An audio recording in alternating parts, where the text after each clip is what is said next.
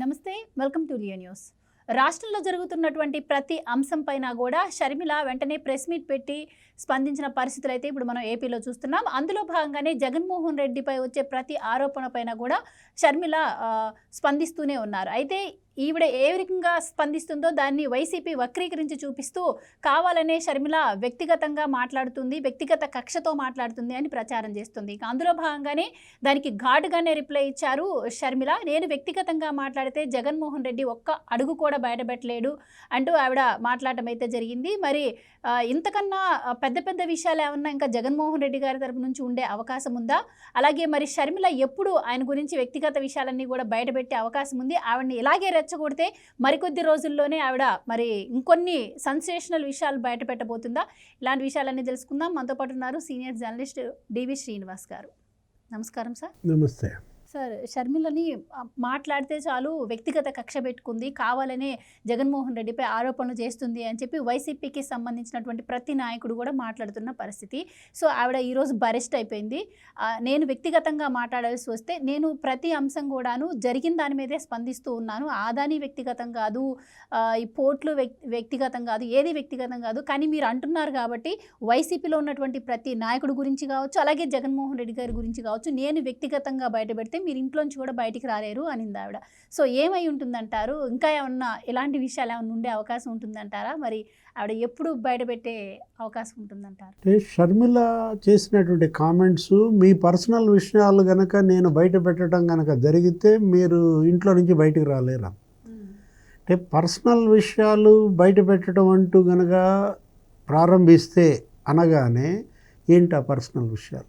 ఇప్పుడు జగన్మోహన్ రెడ్డికి సంబంధించిన షర్మిల చెప్పాలనుకుంటున్న పర్సనల్ విషయాలపైనే ఇవాళ జనమందరి ఆసక్తి.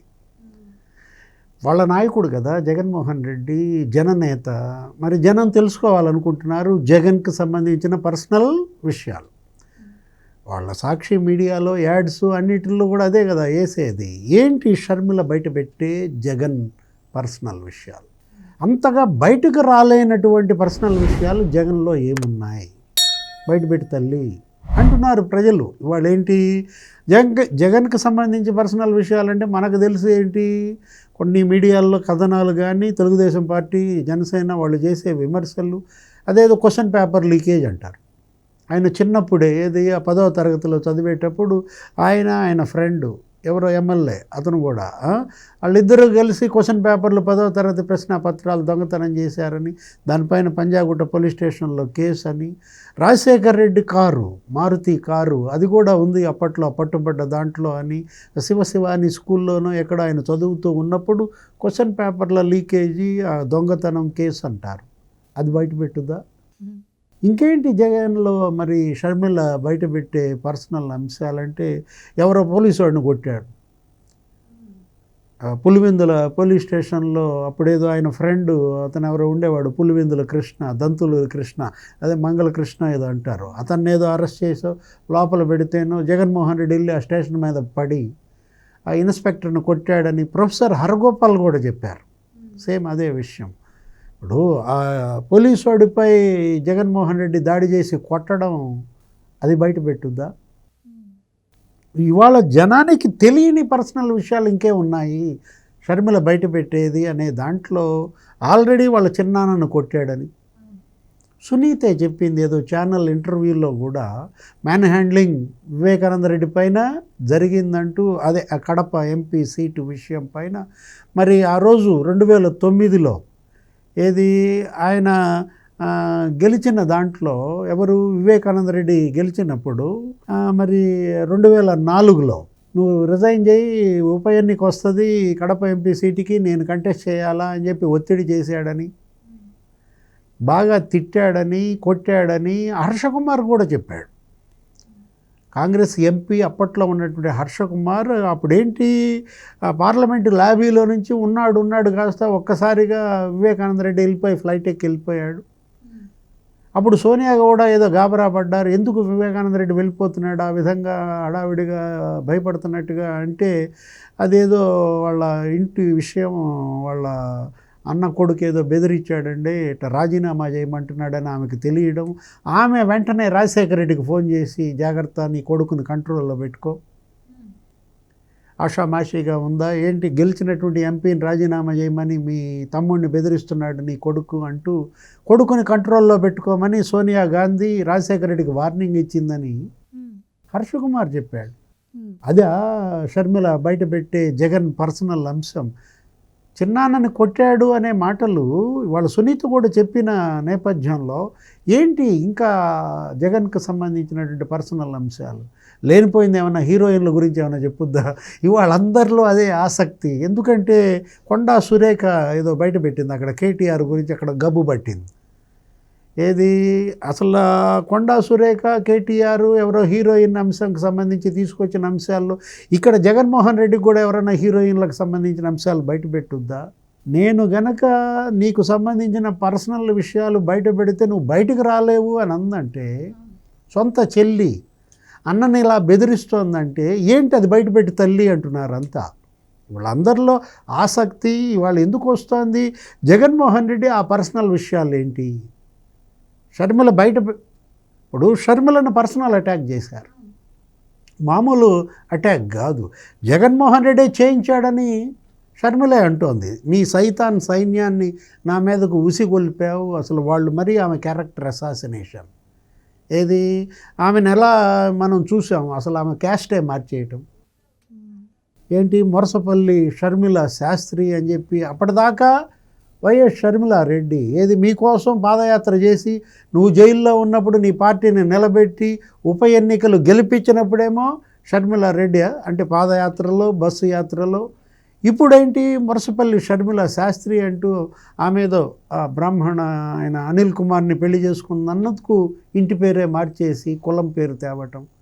అంటే వీళ్ళు ఎంత పర్సనల్ అటాక్ షర్మిల పైన చేశారు, సునీత పైన చేశారు. స్వయంగా మ్యాన్ హ్యాండ్లింగ్ చేశాడని కూడా ఆ మధ్య వార్తలు వచ్చినాయి సార్. ఏది కొట్టాడని పవన్ కళ్యాణ్ కూడా బహిరంగ సభల్లో మనం మాట్లాడిన విధంతో ఏది తన దగ్గర బాధపడింది షర్మిల.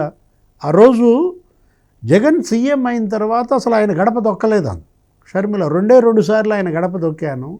ఒకటి నా కొడుకు పెళ్ళి ఎంగేజ్మెంట్ నిశ్చితార్థం రాజారెడ్డి శుభలేఖ ఇవ్వడానికి వెళ్ళాను, వెళ్తే కూడా ఇప్పుడు ఎందుకు అబ్బా ఆమె వచ్చి నాకు శుభలేఖ ఇస్తే బీజేపీ వాళ్ళ కోపం వస్తుందేమో అని ఏదో జగన్మోహన్ రెడ్డి అంటే సీఎం ఆయన కార్యదర్శి మరి ధనుంజయ రెడ్డి ఎవరో ఇట్లా అంటున్నాడు మీ అన్న వద్దులేమ్మా అంటే, వాడు తీసుకోకపోతే గడప దగ్గర పెట్టిపోతా నష్టం ఏం లేదు అక్కడే బొట్టు పెట్టిపోతానో ఏదో అన్న దాంట్లో బాగోదని ఇక అప్పుడు ఆయన ఎటు వస్తోందని ముళ్ళ మీద ఉన్నట్టుగా ఆ శుభలేఖ తీసుకోవటం లేదు. ఆ ఎంగేజ్మెంట్కి కూడా వెళ్ళారు ఎవరు, జగన్ భారతి. అది కూడా ఏదో ఆ ఫోటోకి కూడా వాళ్ళు రాని పరిస్థితుల్లో ఏదో అతనే బలవంతంగా రప్పించటం, మనం ఆ వీడియో కూడా చూసిన విధానం ఉన్నది కూడా ఏదో ముళ్ళ మీద ఉన్నట్టుగా ఎంగేజ్మెంట్కి రావడం, అసలు పెళ్ళికి ఎగ్గొట్టినట్టున్నారు. పెళ్ళికి అసలు వెళ్ళలేదు భార్యాభర్తలు ఇద్దరు కూడా.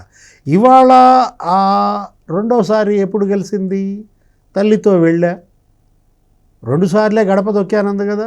మొదటిసారి శుభలేఖ, రెండోసారి అది ముందు బిగినింగ్లో ఏది ఆ ఆస్తుల పంచాయతీ తల్లితో కలిసి వెళ్ళినప్పుడు మరి ఆ రోజు ఏదో గోడకేసి కొట్టాడు అన్న ఇది పవన్ కళ్యాణ్ చెప్పిన వ్యాఖ్యలు. ఈమె మరి ఆయన దగ్గర బాధపడ్డది అది బయట పెట్టుద్దా అంటే ఆల్రెడీ ఇంకా బయట పెట్టేది ఏముంది, అసలు ఆయన కోర్టుకే వేసాడు కదా.